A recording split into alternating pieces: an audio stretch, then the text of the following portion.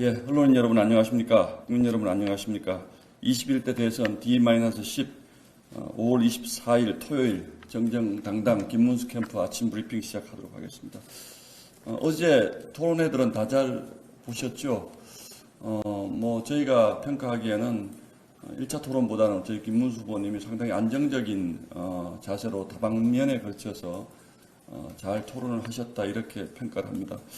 먼저 이재명 후보에 대해서 좀 평가를 좀 하자면 몇 가지 여전히 국민들로서는 불안할 수밖에 없는 지점들이 확실히 드러났다고 보는 게 첫 번째는 여전히 거짓말을 하신다는 겁니다.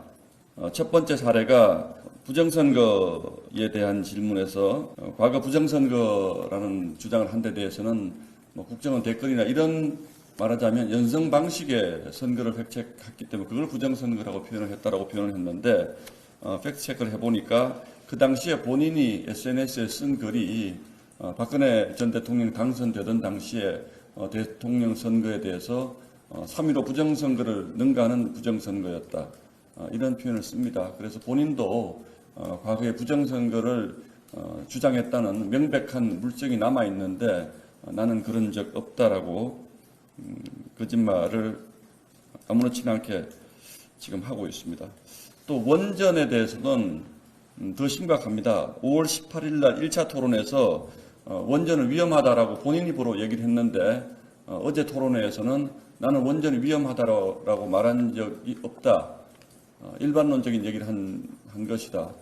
그리고 대한민국 원전의 우수성에 대해서 대선 후보가 저렇게 위험하다라고 얘기하면 우리 원전세 일지나 이런 부분이 어떻게 되겠느냐라는 질문에 대해서 본인 질문이 나오니까 이번에는 나는 원전 위험하다고 한 적이 없다 이렇게 또 거짓말을 합니다.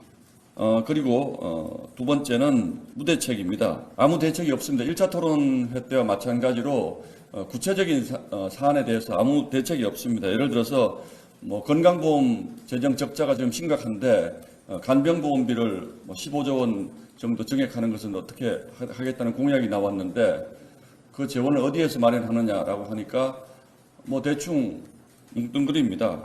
그래서 이 건강보험 재정 적자 문제는 문재인 정부의 소위 문재인 케어 당시에 있었던 지나친 이를테면 건강보험 혜택을 지나치게 늘려줬다. 예를 들어서 이준석 후보가 지적한 것처럼 MRI 촬영을 너무 확대했다. 이런 부분들에 대해서 좀 필요 없는 혜택을 좀 줄이고 그걸로 재원을 마련할 수 있는 이런 부분에 대한 구체적인 이해가 전혀 없다. 다만 아무나 알 수 있는 의료 쇼핑을 막으면 된다. 이런 표현으로 정말 대책 없이 특히 국가 재정을 쓰는 문제에 대해서는 엄밀하게 이걸 단기적으로, 중기적으로, 장기적으로 어떤 대책을 우리가 가지고 있는지에 대한 설명 정도는 할 수 있어야지 그게 공약이라고 할 수 있는 것인지 1차 때도 마찬가지죠. 그때 가서 보겠습니다. 잘하면 됩니다. 이런 태도로 일관했다는 것은 매우 유감스러운 태도다 이렇게 볼 수가 있겠습니다. 그리고 세 번째, 사안의 경중을 잘 구분을 못하는 것 역시 여전했습니다. 어제 본인의 가정사에 대한 문제, 가족에게 아주 심각한 욕을 한 문제, 이런 것들은 그게 개인적인 문제라고도 할 수 있지만 그 사람의 인성을 보면 국가를 어떻게 운영할 것인가도 사실은 보이는 것입니다. 그런데 그런 부분에 대해서는 그냥 아주 가볍게 넘어가고 그거에 대한 반격이라고 하는 것이 우리 김문수 지사님이 경기도지사 시절에 있었던 그 소방 신고 시스템이 잘 돌아가는지 점검하는 차원에서 이루어진 문제. 근데 이제 이 문제는 사실은 팩트체크를 해드리자면 그 당시에 소방관이 나중에 공식적인 그 본인들 홈페이지에 너무 장난 전화가 많아서 잘못 응대한 점이 있다라고 해명서를 올리기도 했습니다. 그래서 그 부분을 갑질이라는 프레임 속으로 집어넣는 것과 형수에게 욕설한 부분을 하고는 전혀 다른 거죠. 이 형수나 가족에게 욕설하는 문제는 사실에 관한 문제고 소방관과의 대화 이 부분은 프레임의 문제입니다. 그래서 프레임의 문제와 역시 사실의 문제를 잘 구분하지 못하시는 것 같다 이런 생각도 듭니다.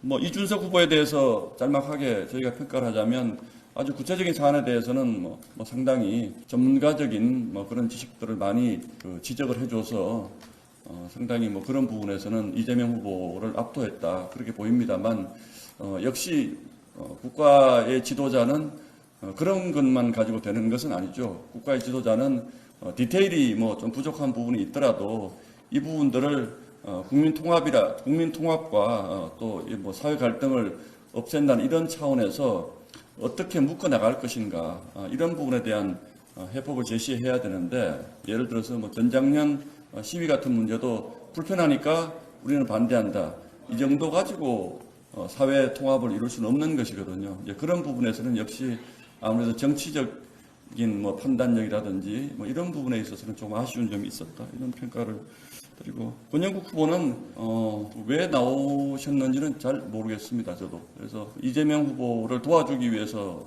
도우미로 나오신 것 같은데 어제도 좌충우돌해서 대체 무슨 철학을 가지고 있는지 제가 정확히 알기는 어려웠습니다.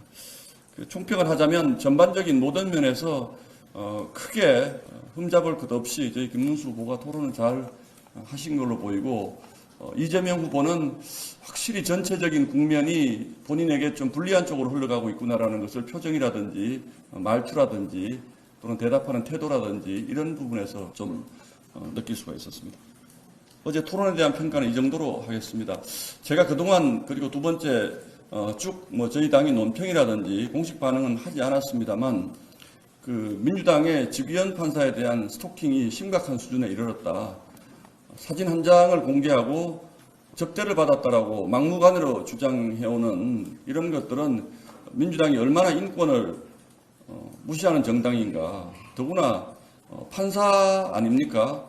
판사의 재판에 영향을 미치려고 하는 이런 식의 스토킹을 어떻게 공당이 그것도 대통령 후보를 낸 공당이 할 수 있는지 저로서는 도무지 이해하기 어렵습니다.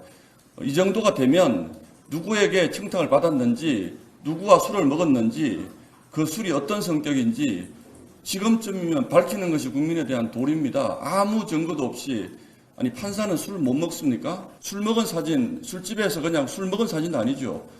술집에서 찍은 사진 그거 한 장을 가지고 이 사람을 이런 식으로 한 판사를 스토킹하는 걸 보면 과연 민주당이 집권을 하게 되면 어떤 일이 생길까? 국민 여러분 정말 잘 판단을 해 주셔야 될 것 같습니다. 있을 수 없는 일입니다. 저희 당이 주기현 판사와 관련이 없기 때문에 그동안 논평을 하지 않았습니다만 이것은 일반적인 국민의 인권에 관한 문제라고 생각을 합니다. 본인들 마음에 들지 않으면 판사를 저 정도로 할 정도면 여기 계신 언론인 여러분들이라든지 본인에게 유리한 불리한 기사를 쓰면 그 사람이 어디서 누구와 술 먹었다 누구 만났다 이런 거 사진 막 공개해서 청탁받고 기사 썼다 이렇게 얘기할 수가 있습니까? 정말 납득할 수가 없습니다. 그래서 민주당과 어떤 정치적 이해관계가 다른 정치 세력이라든지 언론이라든지 또는 법조계라든지 이런 분들에 있는 사람들에 대한 광범위한 정치 보복을 예고하는 것이 아니면 어떻게 이런 스토킹을 할 수가 있습니까? 이거는 대선을 떠나서라도 즉각 멈추시고 그동안 한 일에 대해서 사죄하시기 바랍니다. 그게 아니면 뭔가 더 명확한 증거를 내놓으셔야죠. 그렇게 하지 않고 이렇게 한다는 것에 대해서 국민들이 이 이재명 정권이 얼마나 위험한 정권인지 저는 이 단 하나의 사례를 보더라도 국민분들이 다 납득을 하실 거라고 생각합니다. 오늘 일정에 대해서 좀 말씀을 드리겠습니다. 그동안 TV 토론도 있었고 또 방송사 촬영이 있어가지고 서울 수도권에 쭉 머무르셨는데 오늘은 다시 아래로 남쪽으로 내려갑니다.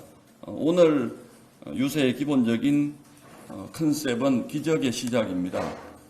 지난주에 제가 말씀드린 것처럼 김문수 후보의 급격한 상승세가 지금 지난주 후반을 계기로 지지도의 급격한 상승세가 나타나기 시작을 하고 있습니다. 아마 어제 토론에서도 그런 점에 대한 이재명 후보의 불안감을 많이 보실 수가 있었고 특히 어제는 뭐 사회 통합에 관한 토론회였는데 단일화에 대해 관심을 보이는 것을 보면 저희 보수 단일화가 이루어지면 전세를 충분히 역전시킬 수 있다. 그러기 위해서는 저희 지지층을 결집시키기 위한 기적의 시작 유세를 저희가 오늘 시작하도록 하겠습니다.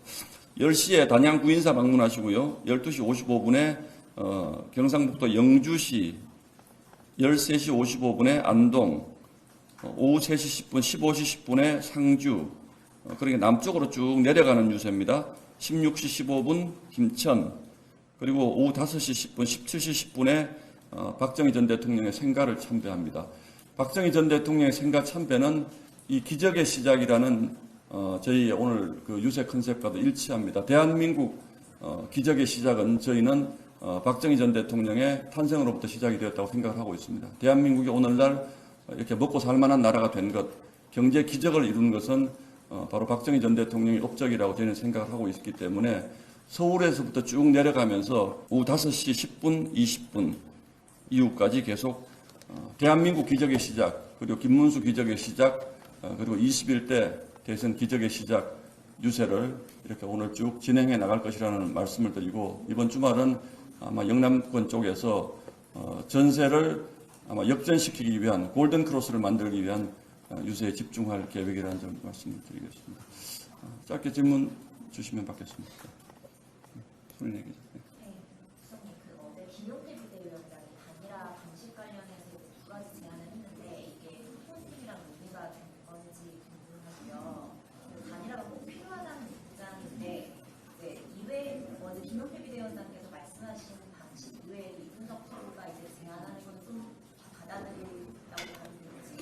지금은 뭐 제가 구체적으로 다 확인해 드릴 수는 없습니다. 그런데 지금은 단일화만 될 수 있다면 어떤 형태의 방식이든 백가쟁명식의 방식이 많이 나올수록 좋은 국면이라고 생각합니다. 어제 김용태 위원장이 제안하는 것이 뭐 후보와 어느 정도 공감대가 있는 것인지 모르겠는데 단일화라는 것이 여러 가지 방식과 아이디어가 쭉 나오다가 서로가 윈윈할 수 있는 단일화 쪽으로 의견이 수렴돼 가는 과정이기 때문에 지금 뭐 딱 한 가지의 방식을 고정시켜 놓고 이걸로 하겠다 이렇게 말씀드리긴 어렵습니다. 그래서 김용태 비대위원장뿐만 아니고 저희 선대위에서도 그렇고 여러 방식이 지금 저희 당에서는 논의되고 있다 이런 말씀드리겠습니다. 또 질문 주시면.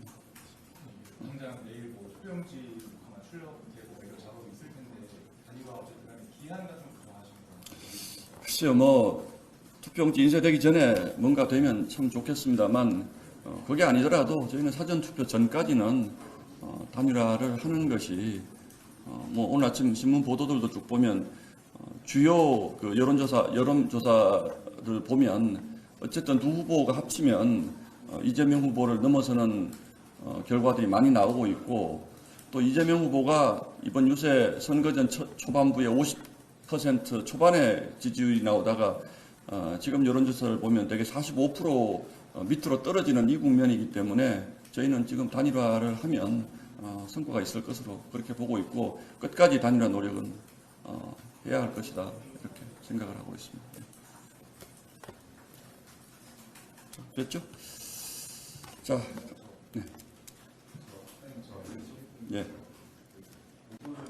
이런 말씀하신 백가 증명식 중 하나로 정부 제안할까 이런 것도 실제적으로 오가는 의미인가요? 글쎄요, 뭐 보도로 저도 봐서 여러 아이디어 중에 하나일 수도 있을 거라고 생각을 합니다. 예. 자, 그럼 이상으로 5월 24일 D-10 모닝 브리핑 마치겠습니다. 여러분 오늘 하루도 파이팅 하시기 바랍니다. 고맙습니다.